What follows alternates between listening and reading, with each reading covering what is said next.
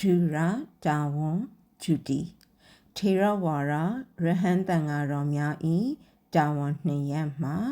ကန္ထဒုရနှင့်ဝိပဿနာဒုရတို့ဖြစ်ကြပါသည်ပရိယတ္တိကြီးဟူသောကန္ထဒုရသည်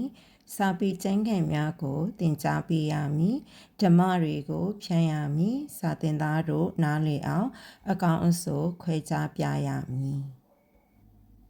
ထိုပရိယတ္တိစာပေမှလာသည့်အတိုင်းလိုက်နာကျင့်သုံးရခြင်းသည်ပฏิပတ်တိအကျင့်ဖြစ်သည်ပฏิပတ်တိဝိပဿနာဒုရသည်ပฏิယတ္တိမှလာသောကျင့်စဉ်ဖြစ်ပါသည်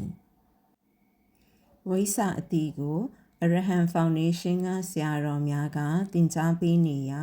စရဏကျင့်စဉ်ကိုလိုက်နာကျင့်သုံးရမှာသည်တပည့်တော်တို့သင်္นานသားတို့၏တာဝန်ဖြစ်ပါသည်9ရက်2လ2026တနင်္လာနေ့ Special Lecture အချိန်၌ကျောင်းမဲဆရာတော်ဘုရားကြီးမိန့်ကြားတော်မူသောဩဝါဒများအနက်မှကောက်နှုတ်ချက်တစ်ခုဖြစ်ပါတယ်ရှင်